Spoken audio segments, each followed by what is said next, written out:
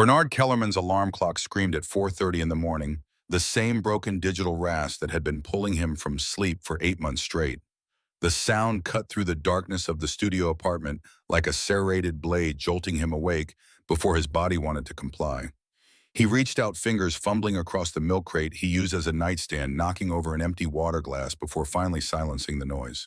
For 3 seconds, the silence felt like mercy. Then reality crashed back in. Beside him, Molly shifted beneath a thin comforter, her small body curled into a question mark. She was 6 years old, still young enough to believe her father could fix anything, old enough to sense when he was drowning. Bernard sat up slowly, the mattress springs groaning beneath his weight, and pressed his palms against his eyes until he saw stars. The headache that had been stalking him for 2 weeks pulsed behind his temples, a dull throb that coffee never quite killed. The apartment smelled like mildew and yesterday's macaroni. Bernard stood, his bare feet touching cold linoleum, and made his way to the bathroom without turning on the light. He knew every obstacle by heart: the stack of library books Molly had checked out last week, the laundry basket overflowing with clothes he couldn't afford to wash at the laundromat, the broken chair he kept meaning to fix but never had the energy to touch. In the bathroom, he splashed cold water on his face and stared at his reflection in the cracked mirror. 34 years old, eyes already hollowed out by exhaustion stubble. He didn't have time to shave. He looked like a man who had stopped expecting good things. The shower ran cold for the first 2 minutes, scalding for 30 seconds, then settled into something bearable. Bernard washed quickly, mechanically, his mind already running through the day ahead. Ashcroft Holdings, 22nd floor, 5:20 a.m. to 1:20 p.m. 8 hours of mopping hallways, emptying trash cans, scrubbing toilets that executives used without ever seeing the man who cleaned them. The work was invisible, which meant he was invisible, which meant he could keep his head down and collect a paycheck that almost covered rent. By the time he stepped out, Molly was awake, sitting up in bed with her stuffed rabbit clutched against her chest. Her hair stuck out in 7 different directions, and her eyes were still puffy with sleep, but she smiled when she saw him. That smile was the only thing in Bernard's life that didn't feel like it was falling apart. "Morning, sweetheart," she yawned, stretching her arms above her head. "Is it school today?" "Not yet. 2 more days." "Can we have pancakes?" Bernard's chest tightened. Pancakes required eggs, milk, flour, syrup. His wallet held $11 in change, and payday wasn't until Friday. He crossed the room, sat on the edge of the bed, and brushed a strand of hair from her forehead. "How about cereal today? I'll make pancakes this weekend. Big ones with chocolate chips." Molly's face fell for half a second, then brightened again with the resilience only children possess. "Okay, can I watch cartoons?" 15 minutes, then you need to get ready for Miss Janet." Janet Holloway lived 2 doors down, a 71-year-old woman with arthritis in both knees and a heart bigger than her pension check. She watched Molly every morning before school, refusing payment. Bernard tried to force on her, accepting only the occasional bag of groceries or help with her prescriptions. Without Janet, Bernard's entire life would collapse. He knew it. She knew it. Neither of them talked about it. Bernard poured cereal into 2 bowls, added milk that was 1 day from expiring, and set Molly up in front of the television. The local news droned in the background, something about a mayoral race, something about construction, downtown, something Bernard didn't have the bandwidth to care about. He ate standing up, watching his daughter's face glow in the pale light of the screen, and tried not to think about the fact that this was the best part of his day. At 5 minutes to 5, he kissed Molly on the forehead, grabbed his lunch bag, and stepped into the hallway. The building smelled like cigarette smoke and boiled cabbage, a scent so familiar Bernard barely noticed it anymore. He took the stairs down 3 flights, pushed through the dented metal door, and stepped into the pre-dawn cold of West Philadelphia. The air bit at his face sharp and clean, a brief relief before the bus ride that would carry him across the city into another world entirely. The Route 21 bus was half empty, filled with other early risers. Hospital workers ending night shifts, construction crews heading to job sites. Women in housekeeping uniforms, staring at their phones with blank expressions. Bernard took a seat near the back, rested his head against the window, and watched the city slide past. Abandoned storefronts gave way to renovated row houses, which gave way to sleek condos, which gave way to the towering glass monuments of Center City. By the time the bus dropped him off at Market Street, the sun was just beginning to stain the horizon orange. Ashcroft Holdings occupied 43 floors of a building that looked like it had been designed by someone who believed geometry could intimidate people into submission. All sharp angles and reflective glass, it loomed over the plaza like a declaration of power. Bernard walked past the main entrance where executives would begin arriving in 2 hours and circled around to the service entrance on the south side. He swiped his badge, heard the lock click, and descended a narrow staircase into the basement level where the night shift crews gathered. The break room was a converted storage space with fluorescent lights that hummed too loud and a coffee maker that had been broken for 3 weeks. Marcus, the night supervisor, stood near the schedule board checking names off a clipboard. He was a thick-shouldered man in his 50s with a shaved head and a voice that sounded like gravel being churned in a cement mixer. Kellerman, you're on 22 today. Conference rooms, executive offices, boardroom. Extra attention to the bathrooms. Apparently someone complained last week. Bernard nodded, grabbed his supply cart from the storage closet, and wheeled it toward the service elevator. The cart rattled as he pushed it, one wheel perpetually off kilter, and the mop bucket sloshed with disinfectant that smelled like fake lemons and chemical burns.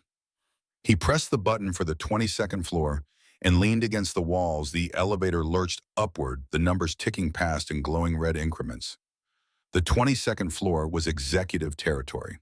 Thick carpet that swallowed sound, abstract art on the walls that probably cost more than Bernard made in a year, and floor-to-ceiling windows that offered views of a city most people only saw from the ground.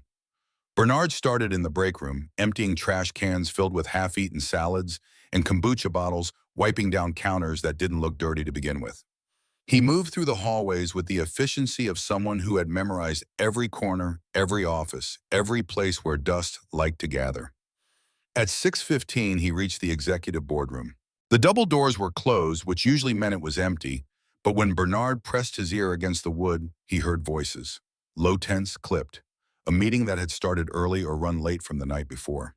He checked his watch, debating whether to come back later, then decided to wait. The hallway was silent except for the hum of the ventilation system and the distant murmur of conversation bleeding through the walls.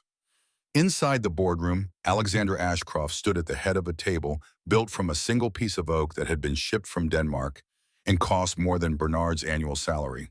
She was 42 years old, though she looked younger, with sharp cheekbones, dark hair pulled into a knot that probably had a French name, and eyes that could cut through excuses like a scalpel through skin. She had built Ashcroft Holdings from the ground up after her father died, transforming a mid-tier investment firm into a billion-dollar empire that managed portfolios for pension funds, hedge funds, and people who measured their wealth in private islands. Right now, she was explaining why the third quarter returns were 7% below projections, and the 7 people seated around the table were doing their best to look engaged, while secretly calculating how much longer this meeting would last. Tyler Brigham, the chief financial officer, sat to her right, his silver hair perfectly styled, his expression carved from polite skepticism. Across from him, Maria Ortiz, VP of Operations, tapped a pen against her notepad in a rhythm that suggested she had stopped listening 10 minutes ago. Alexandra clicked to the next slide, a bar graph that illustrated the underperformance of their tech sector investments. Her voice was steady, controlled, the kind of tone that made it clear she had already decided what needed to happen and was simply walking everyone else through the conclusion. We're reallocating 15% of the portfolio away from speculative growth stocks and into infrastructure. The margins are tighter, but the risk profile stabilizes our long-term position. Questions? No one had questions. They never did. Alexandra closed her laptop, glanced at her watch, and felt a strange flutter in her chest. Not nervousness, something else. A sensation like her heart was skipping beats, stumbling over itself. She pressed a hand against her sternum, took a breath, and waited for it to pass. It didn't pass. The flutter became a squeeze, then a vice, then something that felt like a fist closing around her heart. Her vision blurred at the edges, sound muffled, as though someone had wrapped her head in cotton. She tried to say something, tried to form words, but her mouth wouldn't cooperate. Her hand flew up, fingers splayed against her chest, and then her knees buckled. The last thing Alexandra saw before the world went black was Tyler Brigham's face, eyes, wide mouth forming her name. The sound of her body hitting the floor carried through the boardroom doors like a thunderclap. Bernard heard the thud, heard the shouts that followed, and didn't hesitate. He shoved the doors open, the mop still in his hand, and saw chaos. 7 people in suits frozen in place, staring at the woman collapsed on the floor like they were watching a car crash through a window. No one moved, no one kneeled, no one did anything. Bernard dropped the mop and sprinted forward. "Call 911." His voice cut through the paralysis sharp enough to make Maria Ortiz fumble for her phone. Bernard knelt beside Alexandra, his knees hitting the floor hard enough to send pain shooting up his thighs, and pressed 2 fingers against her neck. No pulse, her lips were already shifting from pink to pale gray, her chest motionless. He had maybe 3 minutes before brain damage became irreversible. "She's not breathing. Move." Someone behind him gasped. Someone else muttered something about security. Bernard ignored them. He had taken a CPR course once 3 years ago at a community center in West Philly. The instructor had been a retired paramedic with a thick mustache and a monotone voice that made the entire class feel like detention. Bernard had only signed up because they offered a $20 grocery voucher to anyone who completed the training. He barely remembered the instructor's name, but he remembered every word of the protocol. He tilted Alexandra's head back, pinched her nose, and leaned down to give her 2 rescue breaths. Her lips were cold against his unresponsive, and for a terrible moment, Bernard thought he was too late. Then he locked his hands together, positioned them over her sternum, and began compressions. 1, 2, 3, 4. He counted out loud, his voice breaking with the effort, sweat already beating on his forehead. Behind him, Tyler Brigham's face twisted with something that looked like disgust and disbelief. "What the hell is he doing? Is he kissing her?" Maria stepped forward, her voice shrill. "Get him off her.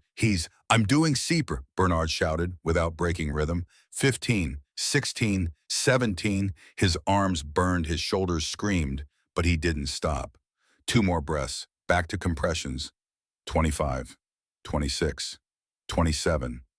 Someone grabbed his shoulder, yanking him backward. Bernard tore himself free, his elbow connecting with something solid, and kept going. 30 compressions. 2 breaths. He leaned down again, his mouth against hers, forcing air into her lungs, willing her body to respond. "He's assaulting her," a voice shrieked from somewhere behind him. "Someone stop him!" Bernard felt something hard slam into his back, a sharp crack that sent white-hot pain radiating across his spine. He gasped, his vision swimming, but his hands never left Alexandra's chest. 30 more compressions. His fingers were going numb, his back throbbing with every movement, but he kept counting, kept pressing, kept breathing. And then on the 47th compression, Alexandra's chest jerked. She coughed a violent, wrenching sound that tore through her body, and her eyes flew open. Air flooded into her lungs in a ragged gasp, her hands clawing at the floor as though she were trying to anchor herself to the world. Bernard sat back on his heels, his entire body trembling, and watched her breathe. She was alive. He had pulled her back from the edge. The boardroom erupted. Executives surged forward, tripping over each other. She's shouting her name, asking if she was okay, their faces pale with belated panic. Bernard slumped against the table leg, his hands shaking so hard he couldn't hold them still. His back felt like someone had driven a railroad spike through it, and his shoulders were raw from the blows he'd taken, but none of that mattered. She was breathing. That was all that mattered. The paramedics arrived 6 minutes later, their boots pounding across the carpet, their voices calm and clinical as they took over. They lifted Alexandra onto a stretcher, checked her vitals, asked questions Bernard couldn't hear through the ringing in his ears. One of the paramedics, a young woman with her hair pulled into a tight bun, turned to the room and asked who had started CPR. Bernard raised his hand, his voice barely a whisper. "I did." The paramedic nodded, her expression shifting into something close to respect. "You saved her life." But before Bernard could respond, Tyler Brigham stepped forward, his face hard as stone. "What's your name?" "Bernard Kellerman." "I work here, janitorial staff." Tyler's jaw tightened, his eyes sweeping over Bernard's uniform with thinly veiled contempt. "You put your mouth on Miss Ashcroft." The accusation hung in the air like smoke. Bernard felt the room shift, felt the eyes of everyone present land on him with a weight he couldn't shake off. "She wasn't breathing," Bernard said, his voice steadier than he felt. "I was performing CPR. That's what you do when someone's heart stops." "I'll be reviewing the security footage," Tyler said, his tone clipped and final. "You need to leave this floor immediately. Do not return until you're contacted by HR." Bernard stared at him, uncomprehending. "I just saved her life." "You need to leave now." The paramedics wheeled Alexandra out of the boardroom, and the executives followed in a tight cluster, their voices low and urgent. Bernard stood alone in the middle of the room, his hands still trembling, his back still screaming, and felt the ground tilt beneath him. He had done the right thing. He had saved someone's life, and now he was being escorted out like a criminal. He bent down, picked up his mop bucket, and walked out of the boardroom with his head down and his heart pounding so hard it felt like it might burst. The hallway stretched before him, empty and silent, and with every step Bernard felt the weight of what had just happened settle over him like a shroud. He didn't know it yet, but the moment he had leaned down to give Alexandra Ashcroft her first breath, his entire life had changed. Not for the better. Not yet. By the time Bernard made it back to the basement break room, his hands had stopped shaking, but his mind was still racing. He sat on a plastic chair in the corner, staring at the cracked linoleum floor, replaying every second of the boardroom in his head. The way Alexandra's lips had felt cold and lifeless. The way her chest had jerked when air finally returned to her lungs. The way Tyler Brigham had looked at him not with gratitude, but with something darker. Marcus appeared in the doorway, arms crossed, his expression unreadable. HR wants to see you. Bernard looked up, his throat tight. Now. Now. The walk to the HR office felt like being led to an execution. Bernard followed Marcus through the basement corridors, up a back staircase, and into a wing of the building he had only cleaned from a distance. The walls here were painted a neutral beige, the carpet spotless, the air scented faintly with something floral and expensive. They stopped in front of a door marked Human Resources, and Marcus knocked twice before stepping aside. A woman's voice called from inside. "Come in." Bernard pushed the door open and stepped into a small office dominated by a desk covered in manila folders and a computer monitor angled away from view. The woman behind the desk was in her mid-40s, with glasses perched on the end of her nose and an expression that suggested she had already decided how this conversation would end. "Mr. Kellerman, sit." Bernard sat. The chair was too low, forcing him to look up at her, and he wondered if that was intentional. "My name is Patricia Hollis. I'm the senior HR manager for Ashcroft Holdings. I need to ask you some questions about what happened this morning." Bernard nodded, his hands resting on his knees. "I performed CPR on Miss Ashcroft. She had a cardiac arrest. I did what I was trained to do." Patricia didn't look at him. She typed something into her computer, her fingers moving with mechanical precision. "Can you describe the physical contact you had with Miss Ashcroft?" The question landed like a slap. Bernard blinked, his jaw tightening. "Physical contact, I was saving her life." "Just answer the question, please." Bernard took a breath, forcing himself to stay calm. "I tilted her head back, I pinched her nose, I gave her rescue breaths, I performed chest compressions. That's standard CPR protocol." Patricia typed again, her face impassive. "And at any point, did you consider whether Miss Ashcroft would consent to this contact?"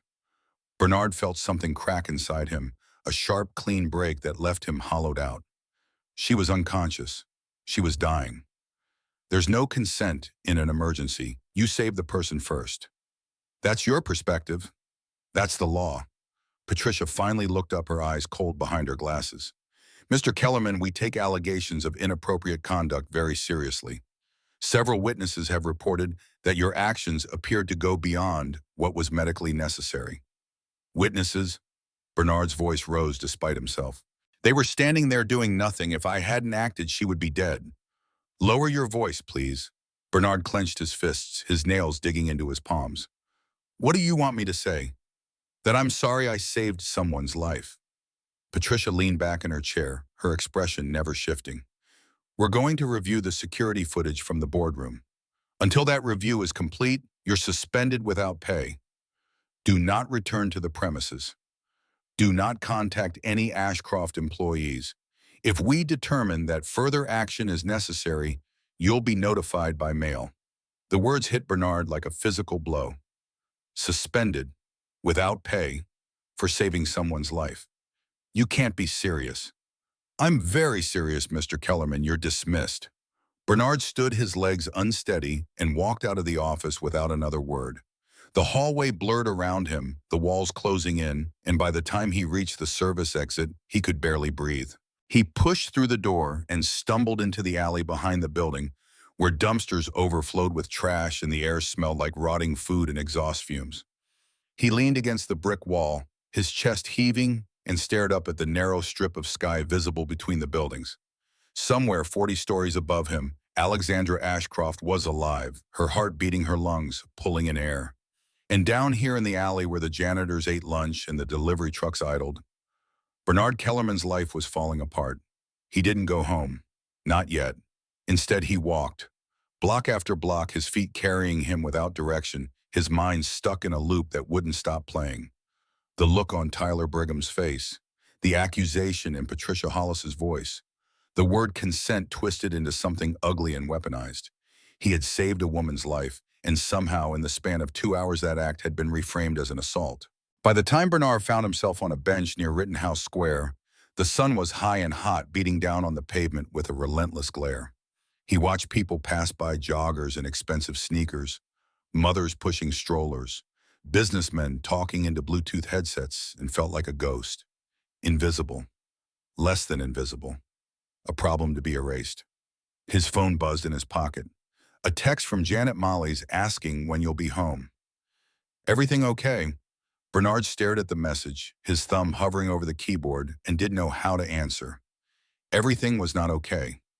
Everything had just shattered into 1,000 pieces, and he didn't have the first clue how to put it back together. He typed out a lie, all good. Home soon.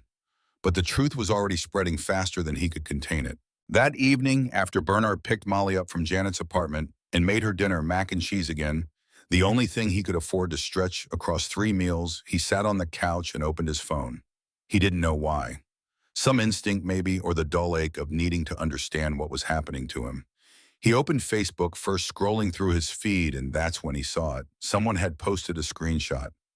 Grainy pulled from what looked like security camera footage showing Bernard leaning over Alexandra Ashcroft's body. The angle made it look wrong. His face too close to hers, his hands on her chest. Without context, without sound, without the knowledge that her heart had stopped and her lungs had failed, it looked like something else entirely. The caption read, Ashcroft Holdings janitor caught on camera assaulting unconscious CEO. Absolutely disgusting. Bernard's stomach dropped. The post had been shared 43 times.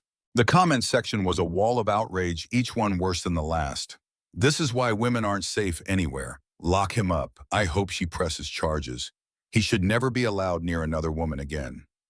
Bernard scrolled down, his hands shaking, and saw more screenshots, more posts, more people piling on with their anger and their certainty.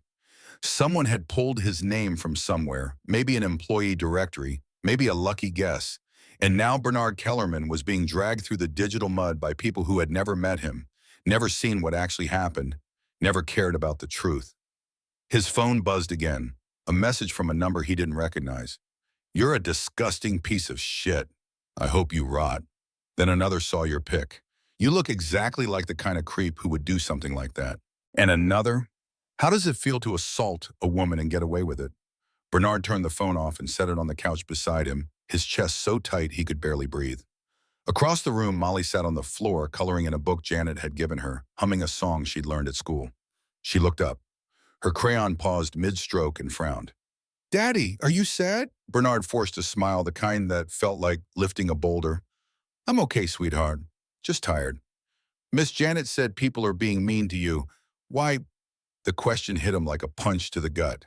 He crossed the room, knelt beside her, and tried to find words that would make sense to a 6-year-old without shattering the illusion that the world was a fair place.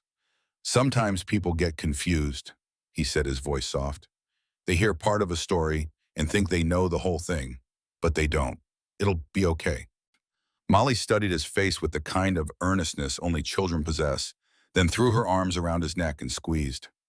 I love you, Daddy. Bernard held her tight, his eyes burning, and wondered how much longer he could keep lying to her. That night, after Molly fell asleep, Bernard lay on the mattress and stared at the ceiling. The apartment was silent, except for the hiss of the radiator and the distant wail of a siren cutting through the night. He thought about turning his phone back on, checking if the messages had stopped, but he knew they hadn't. The internet didn't forgive. It didn't forget. It fed on outrage and moved on only when something shinier came along to devour. He thought about Alexandra Ashcroft somewhere in a hospital bed, Her heart monitored her vitals stable, surrounded by people who cared whether she lived or died. He wondered if anyone had told her what was happening to him. He wondered if she even knew his name. Sleep didn't come. Bernard lay awake until the sky outside the window shifted from black to deep blue to the sickly orange glow of a city that never truly slept. At some point, exhaustion pulled him under, and when he woke, it was to the sound of his phone buzzing on the floor beside the bed. He picked it up, squinting at the screen. 7 missed calls, 12 text messages, 3 voicemails. He opened the first message from a former coworker named Deshaun Yeoman. "They're saying you got fired. Is that true?" Bernard's blood ran cold. He opened the next message from a guy he used to work with at a cleaning company 2 jobs ago. Saw the news. "That's fucked up. Hope you're all right. News. What news?" Bernard opened Twitter. He barely used it, but he had an account from years ago and typed his own name into the search bar. The results loaded and his heart stopped. Hundreds of tweets. Thousands. His name trending in Philadelphia, people dissecting the screenshot, calling for his arrest, demanding justice for Alexandra Ashcroft. Someone had dug up an old photo of him from a church event 3 years ago and posted it with the caption, "This is the man who attacked a billionaire CEO while she was unconscious. Share so everyone knows his face." Bernard dropped the phone like it had burned him. His chest heaved, his vision blurring at the edges, and for a moment he thought he might pass out. This wasn't real. This couldn't be real. But the phone kept buzzing, kept lighting up with notifications, and reality settled over him like a weight he couldn't lift. By mid-morning, the story had jumped from social media to local news. Bernard sat on the couch, Molly at school, the television on mute, and watched his face flash across the screen. The headline read, "Controversy at Ashcroft Holdings. Did a janitor cross the line?" A news anchor with perfect hair and a voice like warm honey talked to the camera, her expression concerned but detached. Behind her, the now infamous screenshot appeared. Bernard's face circled in red. The segment cut to an interview with some legal expert. Bernard had never heard of a man in a suit who spoke about consent and liability and the murky ethics of emergency medical intervention without permission. Bernard turned the TV off and sat in silence. The apartment felt smaller than it had yesterday, the walls pressing in the air too thick to breathe. He thought about calling someone, his sister maybe, or a friend from his old neighborhood, but he didn't know what to say. What could he say? "I saved someone's life and now the entire world thinks I'm a monster." His phone rang. An unknown number. Bernard hesitated, then answered. A voice on the other end clipped and professional. "Mr. Kellerman, this is Rebecca Steinberg from the Philadelphia Inquirer. I'm working on a story about the incident at Ashcroft Holdings, and I'd like to get your side of..." Bernard hung up. The phone rang again immediately. He didn't answer. It rang a third time, a fourth, a fifth. He turned it off and threw it across the room, where it landed on the couch cushions with a muffled thud. The silence that followed was suffocating. Bernard stood paced to the window and looked out at the street below. A group of teenagers loitered on the corner, laughing at something on one of their phones. A woman walked past, pushing a shopping cart filled with laundry. An old man sat on a stoop smoking a cigarette, his face carved deep with lines. Life continued. The world kept turning. And Bernard Kellerman, the man who had saved a billionaire's life, was being buried alive. He needed a job. That much was clear. Suspended without pay meant no income, and no income meant no rent, no food, no way to keep the lights on. Bernard pulled on his jacket, grabbed the newspaper from the recycling bin, and circled every want ad he could find. Dishwasher, delivery driver, night stalker at a grocery store, anything that didn't require a background check or an internet search of his name. By noon, he was standing in front of a small diner on Chestnut Street, the kind of place with checkered floors and a handwritten sign in the window that read, "Help Wanted Kitchen Staff." Bernard pushed through the door, the smell of grease and coffee hitting him like a wall, and approached the counter. A middle-aged woman with bleached blonde hair looked up from the register, her smile polite but tired. "Can I help you?" "I saw the sign. I'm looking for work." She nodded, pulling a clipboard from under the counter. "Fill this out. Name, contact info, previous experience. We're hiring for night shift 10 to 6. Bernard took the clipboard and started writing. His hand cramped halfway through his mind, wandering to the boardroom, to Alexandra's face going gray, to the sound of his own voice counting compressions. When he finished, he handed the clipboard back and waited. The woman scanned the form, her eyes pausing on his name. Her expression shifted just slightly, a flicker of recognition that made Bernard's stomach drop. "Bernard Kellerman," she said slowly. "That name sounds familiar. I don't think we've met." She pulled out her phone, typed something, and her face went pale. She looked from the screen to Bernard and back again, her jaw tightening. "I'm sorry," she said, her voice suddenly cold. "The position's been filled." "But the sign, it's been filled." Bernard stared at her, his throat closing. He didn't argue. He turned and walked out the bell above the door, chiming behind him, and stepped back into the street where the sun was too bright and the air felt like it was crushing his lungs. This happened 3 more times that day. A grocery store, a cleaning company, a warehouse looking for overnight labor. Every time the same reaction, the same recognition, the same door closing in his face. By the time Bernard made it back to the apartment, the sun was setting, painting the sky in shades of orange and bruised purple. He climbed the stairs slowly, each step heavier than the last, and pushed through the door to find Molly sitting at the kitchen table with Janet. They were working on homework together, Molly's tongue sticking out in concentration as she traced letters on a worksheet. Janet looked up, her face lined with concern. "Bernard, you look awful." "I'm fine." "You're not fine. Sit down. I made soup."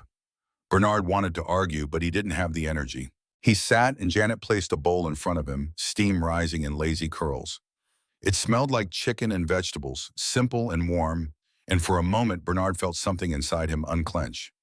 Molly looked up from her homework, her eyes bright. "Daddy, Miss Janet says we can have a sleepover this weekend. Can we?" Bernard glanced at Janet, who gave him a small, encouraging nod. "Sure, sweetheart. That sounds nice." Molly beamed and went back to her letters. Bernard ate the soup in silence, each spoonful anchoring him just a little bit more to the present. When he finished, Janet leaned across the table, her voice low so Molly wouldn't hear. "People are talking," she said. "I heard them at the pharmacy today. They're saying terrible things." "I know. You saved that woman's life, Bernard." "I know." Janet reached out and squeezed his hand, her grip surprisingly strong. "The truth will come out. It always does." Bernard wanted to believe her. He wanted to believe that truth mattered, that justice existed, that doing the right thing would eventually be rewarded. But sitting in that tiny kitchen, his daughter humming a song at the table, the walls closing in around him, Bernard felt the weight of the world pressing down, and he didn't know how much longer he could hold it up. That night, after Molly was asleep and Janet had gone back to her apartment, Bernard turned his phone on for the first time in hours. The notifications flooded in a relentless cascade of hate and judgment. He scrolled through them, each one a tiny knife cutting deeper, until he found a message from someone he hadn't heard from in years. His sister Monica. 3 words. "Call me. Please." Bernard dialed her number and she picked up on the first ring. "Bernard. Oh my God. Bernard, are you okay?" Her voice cracked with emotion and something inside Bernard broke. He pressed a hand over his mouth, trying to hold it together. But the tears came anyway, hot and silent, streaming down his face. "Monica, I don't know what to do." "I saw the news," she said, her voice thick. "I saw what they're saying. It's not true. None of it's true, right?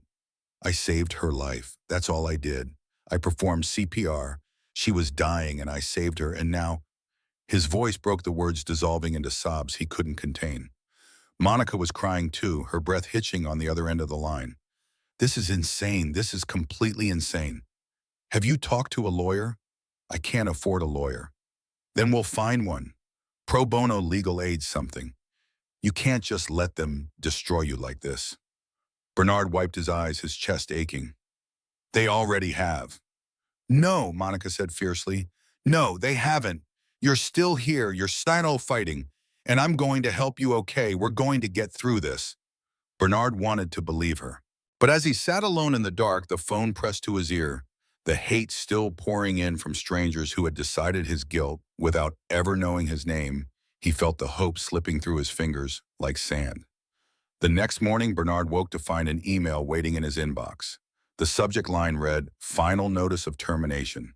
He opened it with shaking hands and read the words that confirmed what he already knew.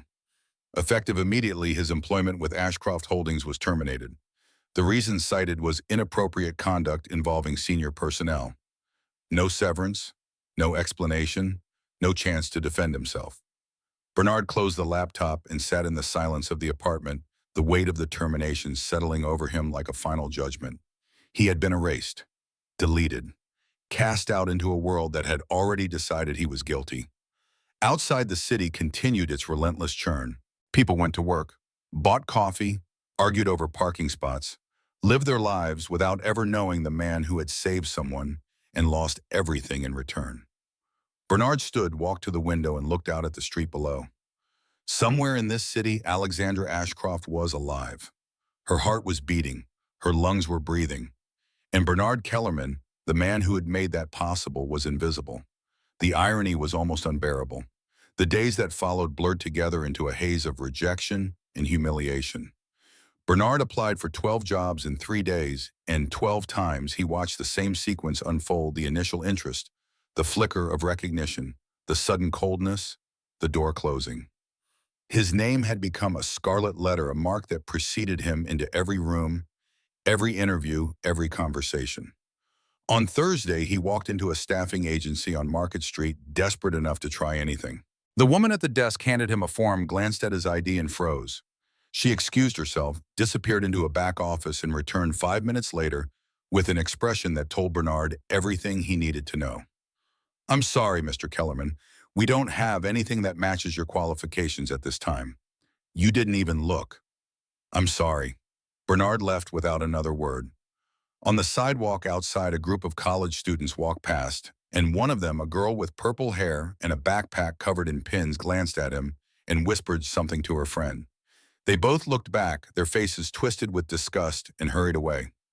Bernard stood there, rooted to the spot, and felt the last shred of his dignity crumble. By Friday, he had $11 in his wallet and no prospects. The rent was due in 6 days. The electricity bill was overdue. Molly needed new shoes because the soles of her current pair were peeling off, and Bernard had been putting it off for 2 weeks, hoping something would change. Nothing had changed. Everything had gotten worse. He sat on the bench at the bus stop near his apartment, staring at the ground, and tried to figure out how he had ended up here. A week ago, he had been invisible but stable. Now he was infamous and falling apart. The math didn't add up, the logic didn't hold, but the reality was inescapable. A notification buzzed on his phone. Against his better judgment, Bernard checked it. Someone had posted a new video, a reaction piece to the story with a title that made his stomach churn: "Why We Need to Believe Women, the Ashcroft Holdings Scandal." Bernard watched the first 30 seconds before turning it off. The creator, a woman in her 20s with perfect makeup and a ring light, spoke in passionate, clipped sentences about power dynamics and the importance of consent. She never once mentioned that Alexandra had been dying, that Bernard had saved her life, that the CPR was medically necessary and legally justified. None of that mattered. The narrative had already been written, and Bernard's guilt was the foundation it rested on. He pocketed the phone and closed his eyes, the weight of exhaustion pressing down on him like a physical force. He was so tired. Tired of fighting, tired of explaining, tired of hoping that anyone would look past the headlines and see the truth. When he opened his eyes, a man was standing in front of him. Middle-aged, wearing a suit that looked expensive, but rumpled, holding a briefcase in one hand and a coffee in the other. "You're Bernard Kellerman." It wasn't a question. Bernard tensed, waiting for the accusation, the insult, the inevitable cruelty, but the man's face was neutral, almost curious. "Yeah," Bernard said warily. "What do you want?" "My name's David Chen. I'm a labor attorney. I've been following your case." Bernard's heart skipped. "I didn't hire you." "I know. I'm offering to represent you pro bono." The words hung in the air, too good to be real, and Bernard felt a flicker of hope ignite in his chest before cynicism crushed it. "Why?" David sat down on the bench beside him, setting his briefcase between them. "Because what's happening to you is a textbook case of wrongful termination and defamation. You saved someone's life, and they're destroying yours for it. That's not justice, that's cowardice." Bernard stared at him, his throat tight. "You think you can win? I think we can make them hurt." For the first time in days, Bernard felt something other than despair. It wasn't hope, not quite, but it was close. A spark, a possibility, a chance that maybe, just maybe, the story didn't end here. "What do I have to do?" David opened his briefcase and pulled out a stack of papers. "First, you sign a retainer agreement. Then we start building a case. I'll need everything, your employment records, the termination letter, any communications from HR, witness statements, if you can get them. We're going to fight this, Bernard, and we're going to win. Bernard took the pen David offered him, his hand trembling, and signed his name on the dotted line. It felt like the first real decision he'd made in days, the first time he'd taken a step forward instead of being dragged backward. Thank you, Bernard said, his voice breaking. David nodded, his expression serious but kind. Don't thank me yet. This is going to get worse before it gets better. They're going to fight dirty. They're going to drag your name through the mud and try to break you. But if you can hold on, if you can stay strong, we'll make them pay. Bernard believed him. For the first time since that morning in the boardroom, he believed that maybe the truth would matter. That maybe justice wasn't just a word people threw around when it was convenient. But as he walked back to the apartment, David's card in his pocket and a faint flicker of hope in his chest, Bernard didn't know that the worst was still to come. The weekend arrived, and with it, a new layer of hell. Someone had leaked Bernard's address online. He didn't know who or how, but by Saturday morning his phone was flooded with messages that made the previous week's hate look tame in comparison. We know where you live. Better watch your back. You're going to pay for what you did. Bernard deleted the messages, blocked the numbers, and tried to convince himself it was just talk. Just angry people hiding behind screens. But when he looked out the window and saw a car parked across the street, engine idling, windows tinted, he felt a cold knot of fear settle in his stomach. The car stayed there for 3 hours. Bernard kept the curtains drawn, kept Molly inside, and tried to act like everything was fine. But when the car finally pulled away, he felt no relief, only the creeping certainty that this was far from over. That night he couldn't sleep. Every sound in the hallway made him jump. Every car passing outside made him think they were coming back. He lay on the mattress, staring at the ceiling, and wondered how long he could keep this up. How long before the pressure broke him? How long before he stopped being able to protect his daughter from the storm closing in around them? At some point, exhaustion finally dragged him under, and he dreamed of the boardroom, of Alexandra's lifeless face, of the sound of his own voice counting compressions, of the moment her chest jerked and air flooded back into her lungs. In the dream, she opened her eyes and looked at him, and instead of gratitude, her expression was filled with something else: accusation. As if he had done something wrong by saving her. Bernard woke with a gasp, his heart pounding, and realized the line between nightmare and reality had dissolved. Sunday morning, he took Molly to church. It was something they did sporadically, more out of habit than conviction, but Bernard needed the routine, needed something that felt normal. They sat in the back pew, Molly swinging her legs and coloring in the margins of the bulletin, and Bernard tried to focus on the sermon. The pastor was talking about forgiveness, about grace, about how we're all broken and in need of redemption. The words washed over Bernard like water failing to stick, and he found himself staring at the stained glass window above the altar, the light filtering through in shades of blue and gold. After the service, a woman approached him in the parking lot. Bernard recognized her vaguely, someone from the neighborhood, maybe a friend of Janet's. Her face was pinched with concern. "Bernard, I saw the news. Is it true?" He wanted to scream. Instead, he forced a smile. "It's complicated. I just want you to know that I'm praying for you and for that poor woman." The words were meant kindly, Bernard knew that, but they landed like a punch. That poor woman, as if Alexandra were the victim and Bernard the villain, as if saving her life made him the one who needed forgiveness. "Thank you," Bernard said through clenched teeth and took Molly's hand. They walked to the bus stop in silence, and Bernard felt the weight of every glance, every whisper, every judgment that followed him like a shadow. By Monday, the money was gone. Bernard counted the bills in his wallet 3 times, hoping the math would change, but it didn't. $7.32. That was all that stood between him and complete collapse. He called David Chen, his voice shaking. "How long until we can file?" "I'm still gathering evidence," David said. "Another week, maybe 2. These things take time." "I don't have 2 weeks. I have $7. There was a long pause on the other end of the line. "I'll see what I can do. Sit tight." Bernard hung up and sat on the edge of the bed, his head in his hands. Sit tight. As if that were an option. As if he could just pause his life and wait for the system to catch up.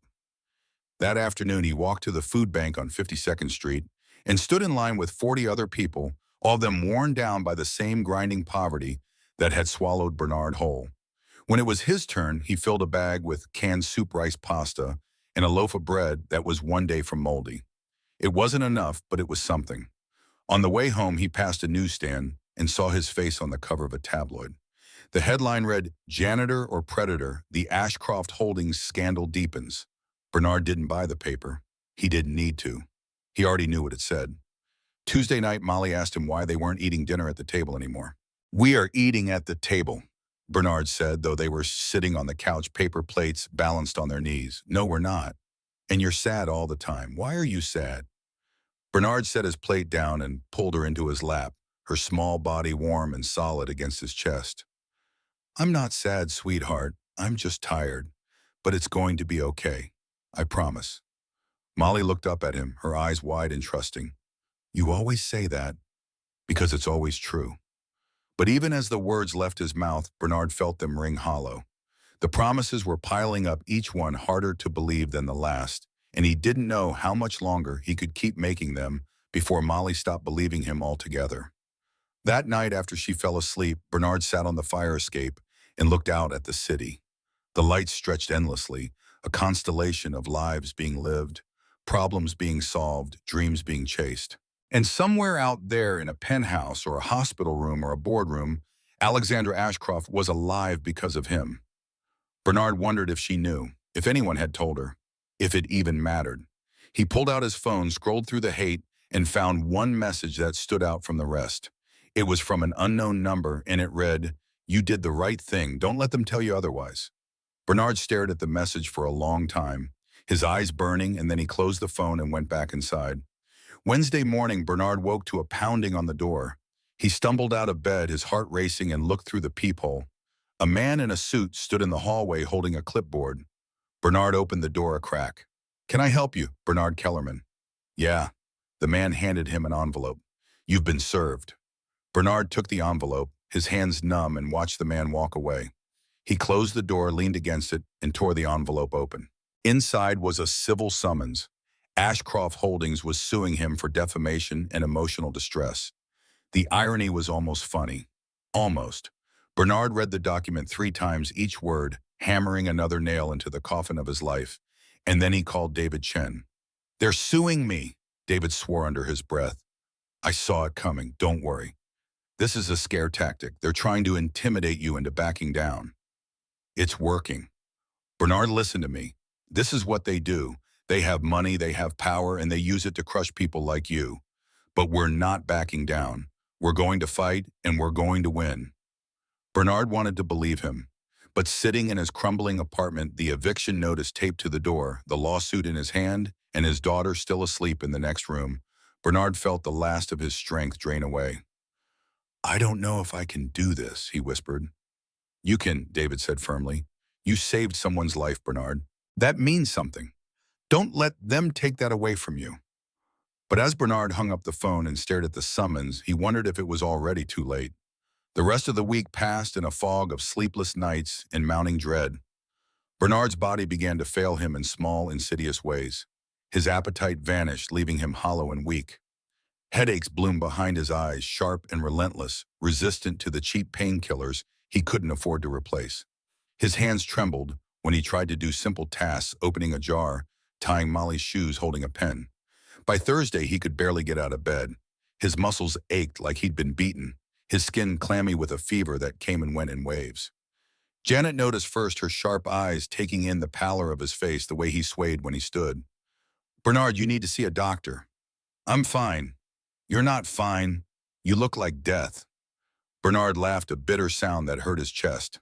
"Can't afford a doctor." "Then go to the ER. They can't turn you away." "I'll be fine," Bernard repeated, and the lie tasted like ash. Friday morning, he couldn't get up. Molly shook his shoulder, her voice small and scared, but Bernard's body wouldn't respond. His limbs were lead, his chest tight, his vision blurred at the edges. He heard her crying, heard her running to get Janet, and then everything went dark. When he woke, he was still on the mattress, but Janet was kneeling beside him, pressing a cool cloth to his forehead. Molly stood in the doorway, clutching her teddy bear, her face streaked with tears. "You passed out," Janet said, her voice steady but firm. "I'm calling an ambulance." "No," Bernard croaked. "Can't afford it." "I don't care what you can afford. You're dying, Bernard. The word hung in the air, stark and undeniable. Dying. Was he? Maybe. He certainly felt like it. His body had given up, surrendered to the weight of everything that had been piled on top of it, and now it was shutting down piece by piece. Please, Bernard whispered, just let me rest. Janet's eyes filled with tears, but she nodded. Fine. But if you're not better by tomorrow, I'm calling anyway. She stayed with him through the day, spooning water into his mouth, changing the cloth on his forehead, keeping Molly occupied in the other room. Bernard drifted in and out of consciousness, his dreams fractured and strange. He saw Alexandra's face pale and lifeless. He saw Tyler Brigham's sneer. He saw his own reflection in a cracked mirror, unrecognizable. When night fell, Molly climbed onto the mattress beside him and curled up against his side. Her small hand found his, her fingers warm and steady, and Bernard held on like she was the only thing keeping him tethered to the world. Daddy, she whispered, are you going to be okay? Bernard wanted to say yes, wanted to promise her that everything would be fine, that he'd get better, that they'd make it through this. But the words wouldn't come. His throat was too tight, his chest too heavy, and all he could do was squeeze her hand and hope it was enough. I love you, Molly. I love you too, Daddy. She fell asleep against him, her breathing soft and even, and Bernard stared at the ceiling, counting the cracks in the plaster, and wondered if this was how it ended. Not with a bang, but with a whimper. Not with justice, but with erasure. Somewhere in the city, Alexandra Ashcroft was alive. Her heart was beating, her lungs were breathing, and Bernard Kellerman, the man who had made that possible, was fading into the dark. Outside, the world kept turning indifferent and relentless, and Bernard closed his eyes and let go.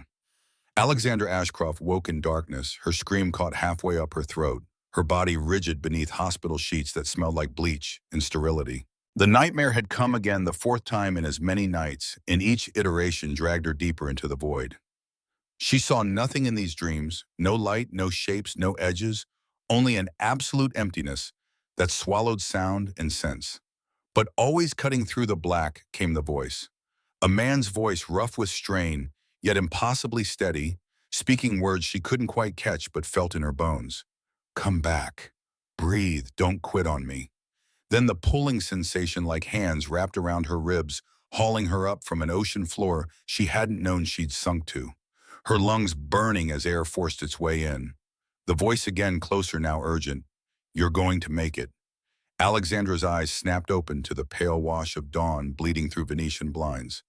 Her penthouse bedroom materialized around her sleek furniture, abstract expressionist prints on the walls, floor-to-ceiling windows, overlooking a Philadelphia skyline still blurred with morning fog. She pressed a palm to her chest, felt her heart hammering against her ribs, and exhaled slowly. The doctors had explained the medical event with clinical precision: sudden cardiac arrest, ventricular fibrillation, survival rate, without immediate intervention, hovering near 8%. They'd outlined her treatment plan, adjusted her medications, scheduled follow-up appointments. But nobody had explained the dreams.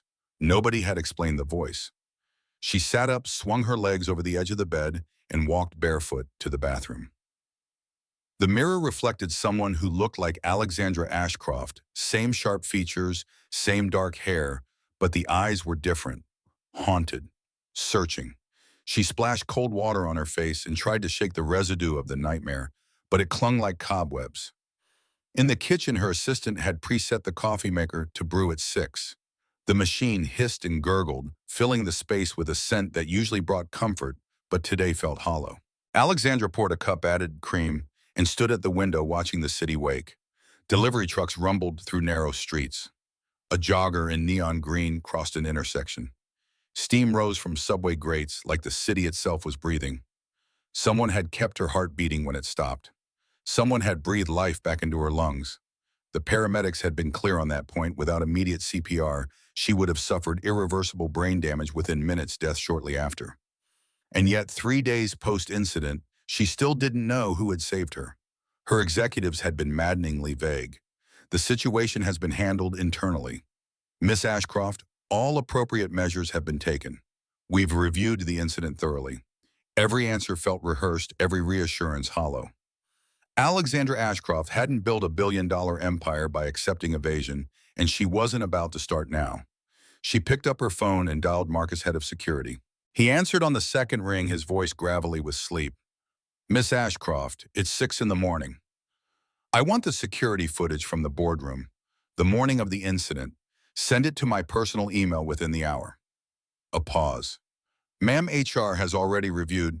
I didn't ask what HR reviewed. I want the footage. Now. Yes, ma'am. The call ended. Alexandra set the phone down and returned to the window. Her reflection ghosted in the glass. Below, the city continued its relentless churn, millions of lives intersecting and diverging, most of them invisible to people like her. She wondered if the person who saved her was down there somewhere, moving through their morning routine, unaware that they'd altered the trajectory of her entire existence.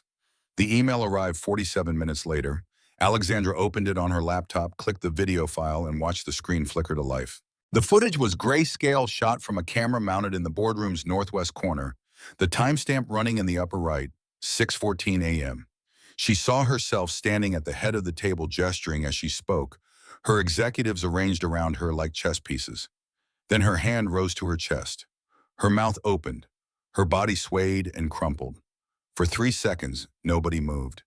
Then chaos, people lurching to their feet, mouths forming words the silent footage couldn't capture, hands reaching toward her, but stopping short as if proximity to catastrophe might be contagious. The boardroom door swung open. A man in a gray uniform entered, pushing a mop bucket. He froze, taking in the scene, then abandoned the bucket and sprinted forward. Alexandra leaned closer to the screen, her pulse quickening. The man dropped to his knees beside her, motionless body, checked her neck for a pulse, tilted her head back. Then he leaned down, his mouth covering hers, his shoulders rising and falling as he delivered rescue breaths.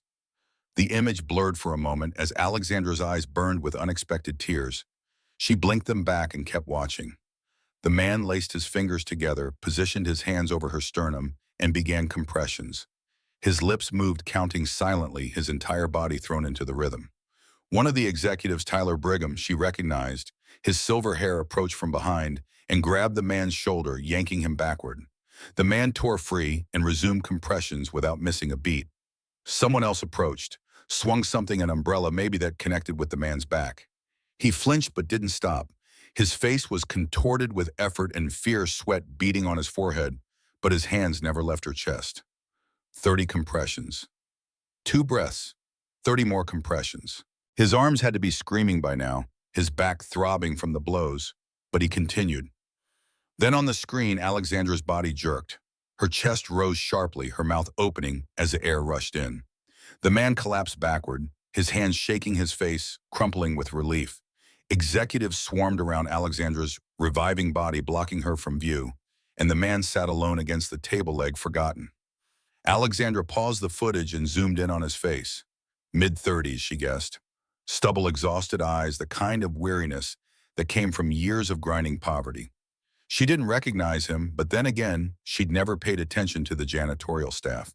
They were part of the building's infrastructure, as invisible as the plumbing. She restarted the video.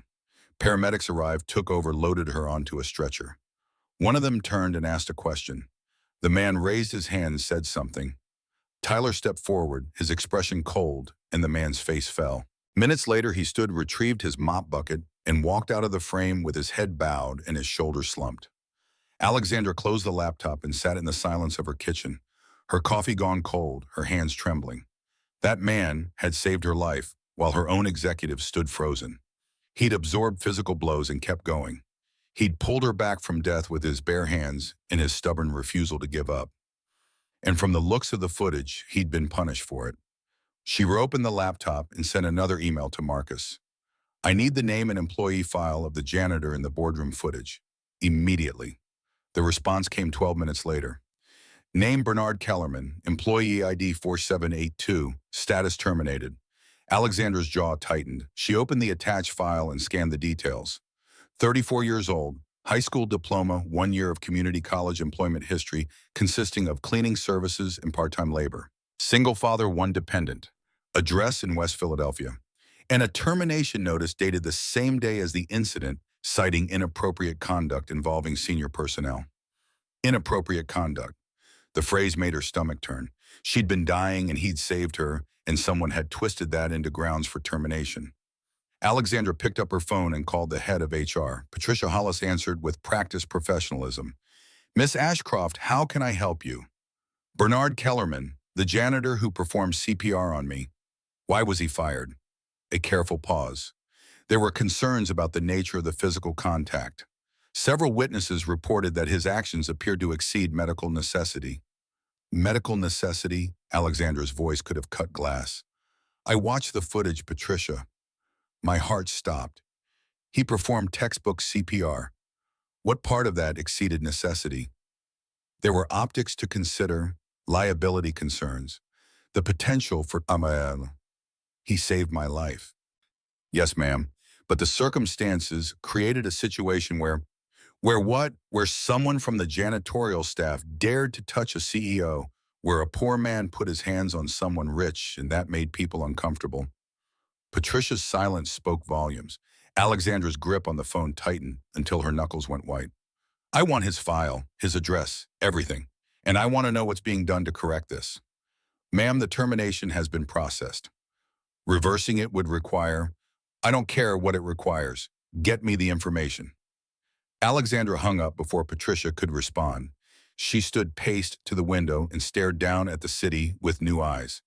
How many Bernard Kellermans existed down there, people whose labor kept the world turning, but who remained invisible until they stepped out of line? How many of them lived one paycheck from disaster, one mistake from obliteration? The file arrived an hour later. Alexandra read through it in her home office, absorbing every detail. Bernard's work history was spotty, but consistent. He showed up, did the job, caused no trouble. His supervisor's notes described him as reliable, quiet, never complained. The termination paperwork was bloodless, inefficient, signed by Patricia Hollis and countersigned by Tyler Brigham. Tyler's signature caught Alexandra's attention. He'd been the one pulling Bernard off her in the footage, the one whose face had twisted with disgust. She made a mental note to address that later. Right now, she needed to find Bernard Kellerman. His address led her to a search that revealed no phone number, listed no social media presence beyond a dormant Facebook account that hadn't been updated in 2 years. The man was a ghost existing in the margins of a society that had forgotten how to see people like him. But he was alive somewhere, and Alexandra intended to find him. She did something she hadn't done in years. She grabbed her car keys, bypassed her driver, and got behind the wheel of her Mercedes herself. The route from her penthouse to West Philadelphia cut across the city like a journey through different countries. Glass towers gave way to gentrified neighborhoods, which gave way to blocks where storefronts bore faded signs and boarded windows. The GPS guided her to a low-rise building with peeling brown paint and a crooked fire escape clinging to its facade. Alexandra Parks stepped out and felt the weight of stares from people on the street. A woman in designer jeans and a cashmere coat didn't belong here, and everyone knew it. She climbed the concrete steps, found the apartment number in the file, and knocked. The door cracked open. A small girl appeared, maybe 6 years old, wearing a t-shirt with a cartoon character and holding a stuffed rabbit. Her eyes went wide with recognition. You're the lady from the billboard. Alexandra's throat tightened. I'm looking for Bernard. Is he here? The girl's face crumpled. He's sick, really sick. He won't wake up, and I tried to help, but I don't know what to do. And Miss Janet said he needs a doctor, but he keeps saying we can't afford it. Show me. The girl stepped back, and Alexandra entered the apartment. The space was tiny, barely larger than her walk-in closet, with walls that needed paint and furniture that looked salvaged from curbsides. But it was clean, obsessively so, and filled with small touches that spoke of someone trying desperately to create a home from nothing. Bernard lay on a mattress in the corner, covered by 2 thin blankets, his face the color of old newspaper. His breathing was shallow and labored, his skin slick with fever. Alexandra knelt beside him, pressed the back of her hand to his forehead, and felt the heat radiating off him like a furnace. How long has he been like this? 3 days, the girl whispered. Maybe 4. I lose track. Alexandra pulled out her phone and dialed 911. The dispatcher answered, and Alexandra gave the address, her voice clipped and urgent. Severe dehydration, high fever, unresponsive. Send an ambulance, now. While they waited, Alexandra sat on the floor beside Bernard and took his hand. His fingers were rough with calluses, the nails chipped and uneven, the hands of someone who'd spent his life working with them. She thought of those same hands locked together over her chest, counting compressions, refusing to quit. The hands that had given her life back. "You saved me," she said quietly, not sure if he could hear. "Now it's my turn." The ambulance arrived at 8 minutes later, paramedics moving with practiced efficiency. They checked vitals, started an IV-loaded Bernard onto a stretcher. Alexandra followed them out, the little girl clutching her hand, and climbed into the ambulance without asking permission. "Who are you?" one of the paramedics asked. "I'm the reason he's like this," Alexandra said, and the paramedic didn't ask again. The ride to the hospital passed in a blur of sirens and medical jargon. Bernard's vitals were dangerously unstable: blood pressure, bottomed out heart rate, erratic temperature, spiking. The paramedic worked to stabilize him, adjusting the IV drip, monitoring the oxygen saturation, while Alexandra sat pressed against the wall and watched the man who'd saved her life fight to hold on to his own. At the hospital, they wheeled Bernard into the emergency department and disappeared behind double doors that swung shut in Alexandra's face. A nurse appeared, clipboard in hand, asking questions about insurance and next of kin. Alexandra cut her off. "He doesn't have insurance. I'm covering all expenses. Private room, best doctors, whatever he needs." The nurse blinked. "Ma'am, are you family? I'm the person paying the bill. Is that sufficient?" It was. Within minutes, Bernard was transferred to a private room on the fourth floor, and a team of doctors descended to assess the damage. Alexandra stood in the hallway, still holding the little girl's hand, and called her assistant. "Fiona, I need you to arrange temporary housing, furnished apartment, safe neighborhood, good school district, and find the neighbor who's been watching his daughter Janet Holloway, lives 2 doors down from his address. Full medical exam for her, comprehensive, my expense." Fiona didn't hesitate. "I'll handle it. And one more thing, clear my schedule for the next 48 hours. Everything." "Understood." Alexandra ended the call and looked down at the girl who was staring up at her with a mixture of hope and fear. "What's your name?" "Molly." "Molly, your dad is going to be okay. I promise. And while he's getting better, you're going to stay somewhere safe. Somewhere with a real bed and a kitchen that works and windows that don't leak cold air. Does that sound good?" Molly nodded, tears streaming down her face. "Can I see him?" "Soon. Let the doctors work first." They sat in the waiting room for 3 hours. Molly fell asleep against Alexandra's shoulder, her stuffed rabbit clutched tight, and Alexandra stared at the wall and tried to process the enormity of what she'd found. Bernard Kellerman had lost everything because he'd saved her. His job, his income, his health, probably his dignity. And the system she'd built, the company she'd poured her life into, had been the weapon used to destroy him. A doctor finally emerged, pulling off latex gloves. "He's stable. Severe exhaustion, dehydration, malnutrition. His immune system crashed under prolonged stress. Another day or two without treatment, and..." He trailed off, the implication clear. "Can I see him?" "He's sleeping, but yes." Alexandra gently woke Molly and led her down the hallway to Bernard's room. He lay in the hospital bed, an oxygen tube beneath his nose, IV fluids dripping steadily into his arm. His color had improved slightly, the gray pallor fading to something closer to human. Molly climbed onto a chair beside the bed and placed her rabbit on his chest. "I brought Mr. Hoppy to protect you," she whispered. Alexandra stood at the foot of the bed and watching Bernard's chest rise and fall, and made a decision that would change both their lives. This man had given her something no amount of money could buy. The least she could do was return the favor. Over the next 2 days, Alexandra orchestrated a transformation. Fiona secured a 2-bedroom apartment in a safe building near Rittenhouse Square, furnished it with everything a family might need, and arranged for a moving company to transfer Bernard's belongings. Janet Holloway received a comprehensive medical exam that revealed arthritis and early-stage diabetes, both now being treated. Molly was enrolled in a private school with a scholarship Alexandra personally endowed. Bernard woke on the second day, his eyes fluttering open to the unfamiliar surroundings of the hospital room. Alexandra sat in the chair beside the bed, reviewing documents on her tablet. When she noticed him stirring, she set the tablet aside. "Welcome back." His voice came out as a croak. "Where am I?" "Northside Medical Center. You've been here for 48 hours. Dehydration, exhaustion, fever. The doctors say you'll recover fully, but it was close." Bernard closed his eyes, processing. "How did I get here?" "I brought you. I found you unconscious in your apartment, called an ambulance, and made sure you received proper care. He turned his head to look at her, confusion clouding his features. Why? Because I watched the security footage. All of it. I saw what you did, and I saw what they did to you. Bernard, I'm sorry. I'm deeply, profoundly sorry. Tears welled in his eyes. They said I assaulted you. They lied. Nobody believes me. I believe you.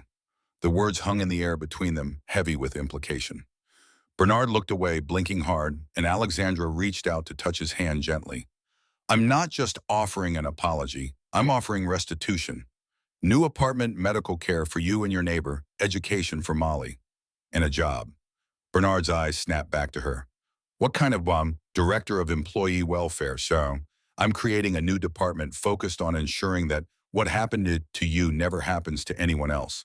Fair treatment, transparent processes, support systems for employees who've been overlooked or exploited. I want you to build it. I'm a janitor. You're someone who understands what it means to be invisible in a system designed to keep you that way. That makes you more qualified than anyone with an MBA. Bernard stared at her, searching her face for some sign of deception or pity. Alexandra met his gaze steadily, letting him see the sincerity there. I don't know if I can do this, he finally whispered. You saved my life when 7 executives stood frozen. You fought through pain and humiliation and kept going when anyone else would have quit. If you can do that, you can do anything. Silence stretched between them. Then slowly Bernard nodded. Okay, I'll try. Alexandra felt something release in her chest, a tension she hadn't known she was carrying. Thank you. She left him to rest and returned to her office for the first time since the incident. The building felt different now, its glass and steel facade less imposing, more hollow. She walked through the lobby, rode the elevator to the executive floor, and found Tyler Brigham waiting outside her office. Alexandra, welcome back. We've all been very concerned. Why did you fire Bernard Kellerman? Tyler blinked, thrown by the directness. I'm sorry. The janitor who performed CPR on me. You signed off on his termination. I want to know why. Tyler's expression shifted, calculation replacing surprise. There were concerns about liability. The optics were problematic. We had to protect the company. Protect the company from what? Gratitude, from a potential lawsuit, from accusations of negligence, from the embarrassment of admitting that someone from the janitorial staff showed more courage and competence than anyone in that boardroom. Tyler's jaw tightened. With all due respect, you weren't conscious for the aftermath. The situation was complicated. It's about to get more complicated. I'm reinstating him. More than that, I'm promoting him. He'll be running a new department I'm establishing, reporting directly to me. You can't be serious. I've never been more serious in my life. Tyler stood straighter, his voice taking on an edge. Alexandra, I understand you feel grateful, but this is a mistake. Kellerman has no qualifications, no experience in management. Elevating him sends the wrong message to the organization. It sends exactly the right message. That competence and character matter more than credentials. That doing the right thing won't be punished. That this company values people, not just profit. This will undermine everything we've built. Alexandra leaned back in her chair, her eyes cold. Then maybe what we've built needs to be undermined. Tyler left the office with a stiff nod, his face carefully neutral, but Alexandra caught the flash of anger in his eyes. She made a note to watch him carefully. Men like Tyler didn't take challenges to their authority lightly, and she'd just handed significant power to someone he'd actively tried to erase. But that was a problem for later. Right now, Alexandra had a department to build and a man to resurrect from the ruins of injustice. She opened her laptop and began drafting the announcement that would reshape Ashcroft Holdings, and she hoped begin to repair the damage her company had inflicted. 3 floors below, in his corner office overlooking the river, Tyler Brigham sat at his desk and made a phone call. The voice on the other end was professional, clinical. I need deep background on someone. Everything you can find. Criminal history, debt, anything that can be used. Name Bernard Kellerman. Tyler hung up and stared out at the city, his reflection ghosted in the glass. Alexandra Ashcroft thought she could change the rules, could elevate a nobody, and expect the system to simply accept it. She was about to learn a hard lesson about power and the people who understood how to wield it. In his hospital bed, Bernard slept peacefully for the first time in weeks, unaware that while one battle had ended, another was about to begin. Bernard stood in the doorway of the third-floor office suite, his legs still unsteady from 4 days in a hospital bed, and tried to reconcile what he was seeing with anything he'd experienced before. Sunlight poured through floor-to-ceiling windows that overlooked the Schuylkill River, painting the empty space in shades of amber and gold. The walls were freshly painted, the floors gleaming hardwood, the air carrying that particular scent of newness that spoke of possibility rather than decay. Alexandra appeared beside him, her heels clicking softly against the floor. She carried 2 cups of coffee, steam rising in lazy spirals, and handed one to him without ceremony. "This is yours, Onabit. Conference rooms, private offices, open workspace for your team. You design it however you want." Bernard took a slow sip of coffee, real coffee, not the burnt sludge from the basement break room, and walked deeper into the space. His reflection followed him in the glass, a stranger wearing clothes that actually fit, standing in a place that didn't smell like industrial cleaner and other people's garbage. 3 weeks ago, he'd been invisible. Now he stood in an office that could have housed his entire apartment building. "I don't know where to start." "Start with what you needed when you were on the other side. What would have made your life bearable?" Bernard moved to the windows, looked down at the river where a rowing crew cut through dark water, their oars flashing in synchronized rhythm. He thought about the nights he'd lain awake calculating whether he could afford both electricity and food. The mornings he'd sent Molly to school in shoes held together with duct tape. The desperate mathematics of poverty that consumed every waking moment. A real break room, not a converted closet with a broken coffee maker. Somewhere people can actually rest without feeling like they're stealing time. Alexandra pulled a notepad from her bag, began writing. "What else? Childcare assistance. Half the people I worked with were parents scrambling to find coverage. Transportation stipends for people who can't afford cars. Medical coverage that doesn't require choosing between a doctor's visit and rent." The list grew as Bernard spoke, each item pulled from lived experience rather than theory. Emergency loans for unexpected crises, mental health counseling, legal assistance for housing disputes, job training programs that didn't require employees to sacrifice sleep. By the time he finished, Alexandra had filled 4 pages with notes, her handwriting sharp and precise. "This is good. This is exactly what we need." She looked up at him, something fierce burning in her eyes. "You're going to build something that matters, Bernard. Something that changes how this company treats people." Bernard wanted to believe her. But standing in this pristine space wearing clothes that cost more than he used to make in a week, he felt the weight of imposter syndrome pressing down like a physical force. He was a janitor playing dress-up, and sooner or later everyone would remember that. "When do I start?" "Tomorrow. I've arranged for you to meet with the department heads, explain your vision, get their buy-in. Some of them won't like it, Tyler especially. But you don't need their permission. You need their cooperation." The mention of Tyler Brigham sent a cold finger down Bernard's spine. He remembered the CFO's face in the boardroom, twisted with disgust, his hand yanking Bernard away from Alexandra's dying body. Men like Tyler didn't forgive being proven wrong, and they certainly didn't forget. "He's going to fight this. Let him. You have something he doesn't." "What's that?" Alexandra smiled, but there was steel beneath it. "Me." Bernard went home to the new apartment that evening, Molly racing ahead of him to explore rooms she still couldn't believe belonged to them. Janet sat in the kitchen, her new walker parked beside a chair, a cup of tea steaming on the table. She'd gained weight in the past week, color returning to her cheeks, the hollow desperation replaced by something approaching peace. "This still doesn't feel real," Janet said as Bernard sat across from her. "2 weeks ago, we were dodging eviction notices. Now I've got a doctor who actually listens and prescriptions I can afford." Bernard rubbed his face, exhaustion pulling at him despite the afternoon hour. "Sometimes I wake up thinking it's all a dream, that I'm still on that mattress in West Philly, and none of this happened. It happened. You earned it." "I don't know about earned. I just did what anyone should have done." Janet reached across the table and gripped his hand, her fingers stronger than they'd been in years. "That's exactly why you earned it. Because you think basic decency is the baseline, not something to be rewarded. People like that are rarer than you think." Molly burst into the kitchen, her face flushed with excitement. "Daddy, my room has a closet. A real closet, not just hooks on the wall." Bernard pulled her into his lap, kissed the top of her head, and felt something crack open in his chest. For the first time in years, maybe his entire adult life, he could breathe without the constant weight of survival calculations crushing his lungs. The relief was so profound, it almost hurt. But relief, Bernard was learning, had a way of arriving just before the next disaster. The first hint came on Tuesday morning. Bernard arrived at the office, his office still strange to think, to find Fiona waiting in the hallway, her expression tight. "We have a problem." She handed him her phone. The screen showed a blog post already gaining traction on social media with a headline that made Bernard's stomach drop: "Hero or criminal? The truth about Bernard Kellerman's past." He read with mounting horror.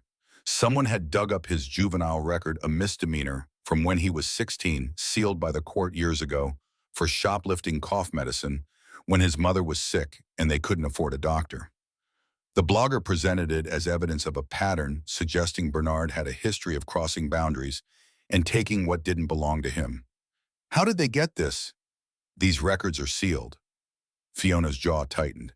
"Someone with access to databases that aren't supposed to be accessible.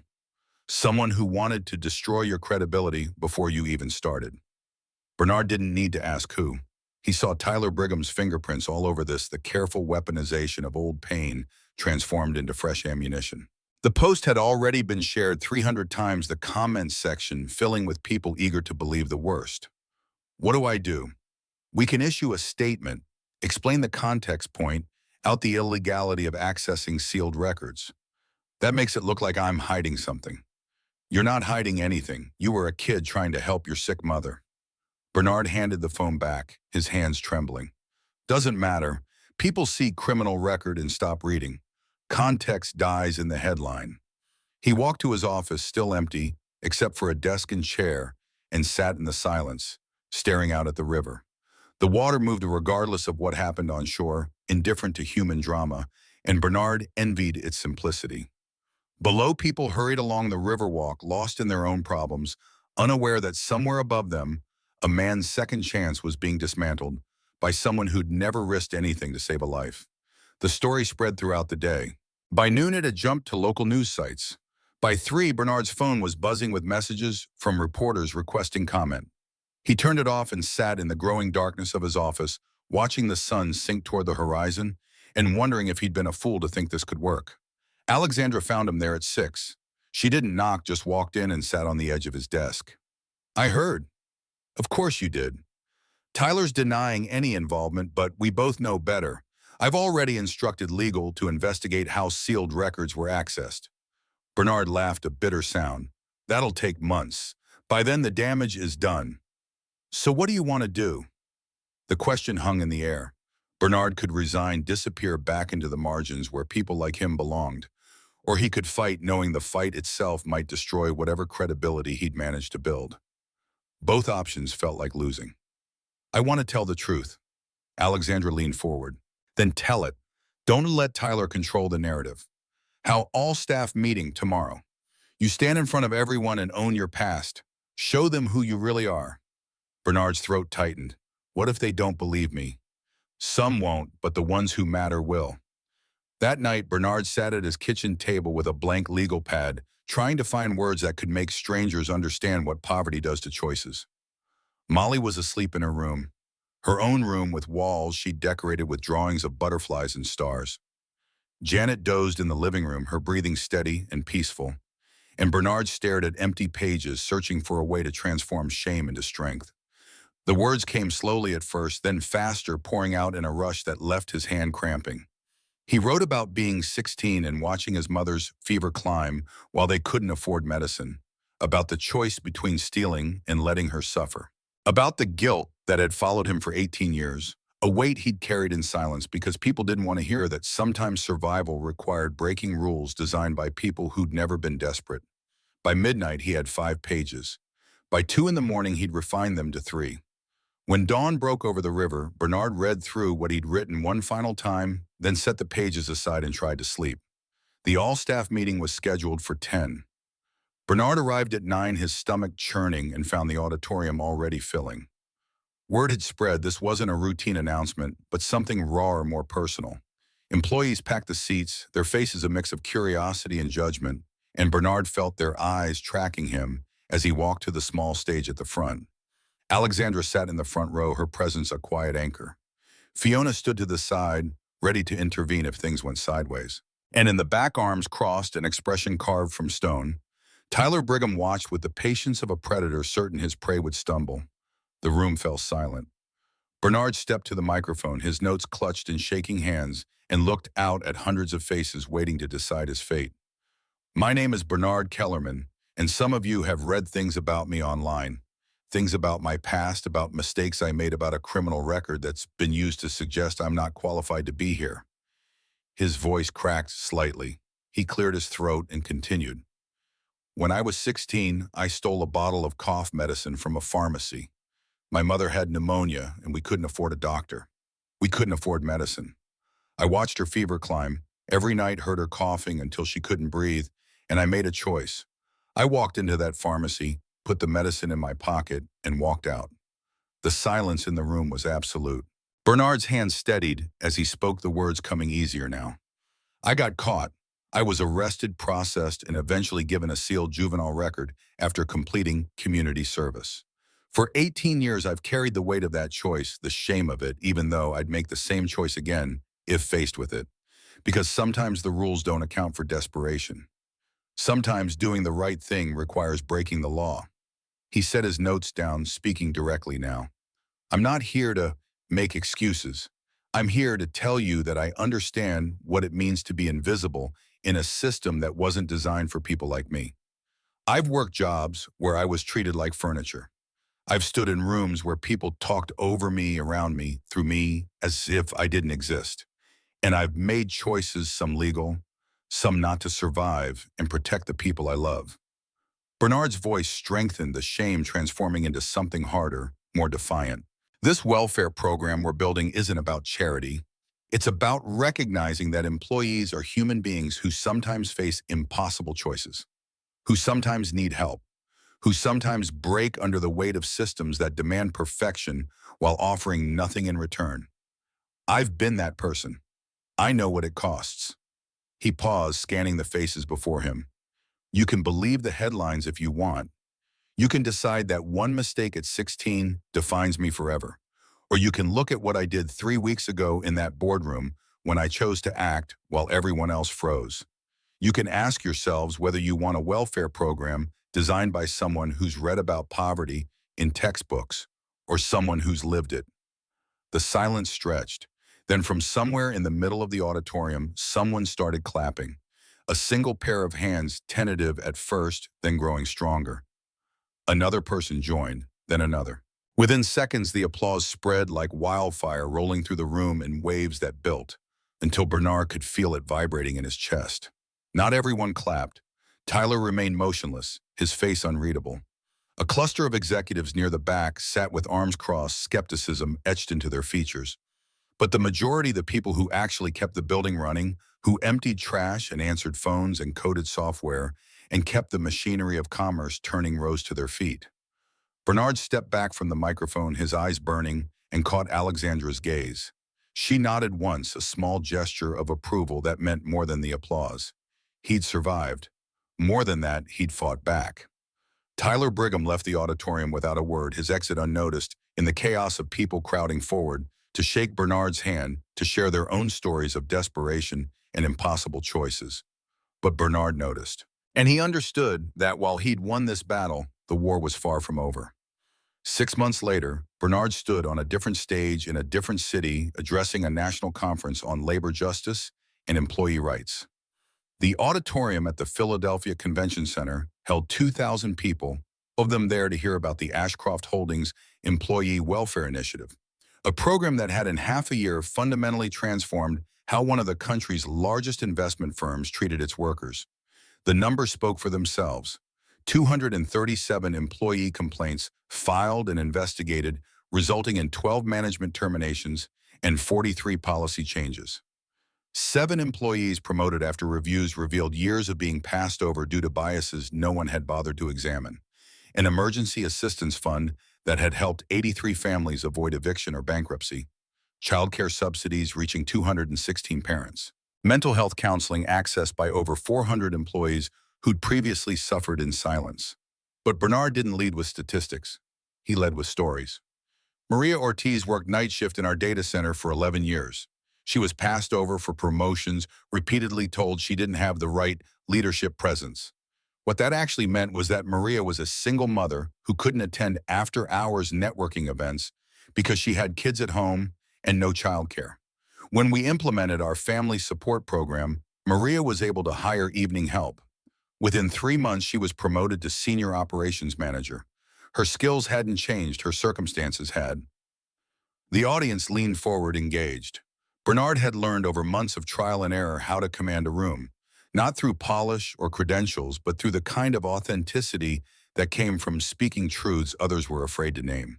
This program works because it was designed by someone who understands what it means to choose between eating and paying rent. Someone who's worked jobs where management saw him as a cost to be minimized rather than a human being. I'm not proud of that experience, but I'm no longer ashamed of it either. It's made me better at this job than any MBA ever could. In the front row, Molly sat beside Janet, both of them dressed in new clothes, both of them healthy and stable for the first time in years. Molly caught Bernard's eye and gave him a thumbs up, her gap-toothed grin splitting her face. The sight nearly broke his composure, joy and gratitude surging up so hard he had to pause to collect himself. The question we get asked most often is, how do we afford this? How do we justify the expense when shareholders demand maximum returns? Bernard smiled. Here's the thing, nobody talks about treating employees well as profitable. Our retention rates are up 32%. Productivity is up 19%. Employee satisfaction scores have doubled. Turns out when people aren't constantly terrified of one medical emergency destroying their lives, they do better work. The applause that followed was knowing appreciative. These weren't corporate executives protecting quarterly earnings. These were labor advocates, union organizers, HR professionals, who'd been fighting the same battles Bernard had just entered. After the speech, Bernard stood in a side room doing interviews with journalists from labor publications and progressive outlets. A reporter from the American Prospect asked about Tyler Brigham's departure from Ashcroft Holdings 3 months earlier, following an investigation into the illegal procurement of sealed court records. Justice takes different forms, Bernard said carefully. Tyler thought he could destroy me by exposing my past. Instead, he exposed a system that criminalizes poverty and then uses those crimes to justify continued marginalization. I don't celebrate his downfall, but I'm glad he can't hurt anyone else the way he tried to hurt me. That evening, Bernard returned to the apartment, bigger now, a 3-bedroom in a building with a doorman and an actual maintenance staff, and found Alexandra waiting in the lobby. They'd maintained a professional relationship since that day in the hospital, but there was an unspoken understanding between them, a bond forged in the strange alchemy of one person saving another's life and then having that salvation returned. Congratulations, she said, handing him a small wrapped package. 6 months and you've accomplished what most consultants couldn't do in 6 years. Bernard unwrapped it to find a framed photo, the security camera image of him performing CPR frozen at the moment Alexandra's chest first jerked with returning breath. The image that had been twisted into evidence of assault now transformed into a monument to courage. I don't know if I can hang this up. You should. It's a reminder of who you are when everything's on the line. They rode the elevator to Bernard's floor in companionable silence. Inside the apartment, Janet was helping Molly with homework. The two of them bent over a math worksheet at the kitchen table. Molly looked up when she heard the door, her face lighting with pure, uncomplicated joy. Daddy, you're home. Did you tell them about our program? I did. They loved it. Did you tell them about me? Bernard laughed, scooping her up despite her protests that she was too big to be carried. I mentioned that I have an incredibly smart daughter who reminds me every day why this work matters. Alexandra accepted Janet's offer of tea and sat at the table, the billionaire CEO comfortable in a working-class kitchen in a way that would have been unthinkable 6 months ago. They talked about the conference, about upcoming expansions to the program, about the 3 other companies that had reached out wanting to implement similar initiatives. Later, after Molly was in bed and Janet had retired to her own apartment down the hall, close enough to help but far enough for privacy, Bernard stepped onto the balcony. The night air was cool autumn, beginning its slow transformation of summer heat into winter cold. Philadelphia spread below him, lights flickering across the grid like stars reflected in dark water. Alexandra joined him, 2 glasses of wine in hand, and they stood side by side looking out at the city. Do you ever think about how different things would be if you just walked past that boardroom? She asked. Every day. But then I remember your face going gray, your chest stopping, and I know I couldn't have lived with myself if I'd done nothing. Most people would have. Most people haven't spent their lives being invisible. When you're used to being overlooked, you develop a radar for other people's suffering. You see it because you've lived it. Alexander was quiet for a long moment. Then I'm building you a team. 5 people to start expanding to 20 over the next year. Real budget, real authority. This isn't a pilot program anymore, it's permanent. Bernard turned to look at her, searching her face for some sign this was a dream he'd wake from. But her expression was steady, certain. Why are you doing this? Because you gave me something I can never repay. A second chance at life. The least I can do is make sure that second chance means something. That it creates a world where people like you don't have to choose between saving someone and destroying themselves. They stood in silence watching the city breathe, 2 people whose lives had collided in the most unlikely way possible and emerged transformed. Bernard thought about the journey from that basement break room to this balcony, about every humiliation and defeat that had led to this moment of tentative triumph. It's not finished, he said quietly. There are still people suffering, still systems that crush anyone who can't afford to fight back. No, Alexandra agreed. It's not finished, but it's started. And that's more than existed before you walked into that boardroom. Bernard raised his glass, a small gesture of acknowledgement. Alexandra met it with her own, the soft clink of crystal barely audible above the city's distant hum. Below them, Philadelphia continued its endless cycle of creation and destruction, hope and despair, the beautiful and the broken, all tangled together in the messy work of human existence. And for the first time in his life, Bernard Kellerman felt like he belonged to something larger than survival, like his voice mattered, like he'd earned the right to be seen. Inside, Molly slept peacefully in a room full of butterflies and stars, dreaming dreams untroubled by the mathematics of poverty. Janet rested without pain in her own space, her body healing from years of neglect. And Bernard stood on a balcony high above the city that had tried to erase him, very much alive, very much visible, and finally improbably free. The fight wasn't over. It would never truly be over. But tonight on this balcony, with autumn air cooling his face and hope burning quietly in his chest, Bernard allowed himself to believe that maybe, just maybe, doing the right thing could lead to something other than punishment. That maybe justice, delayed and imperfect as it was, could still arrive. That maybe the invisible could be seen after all.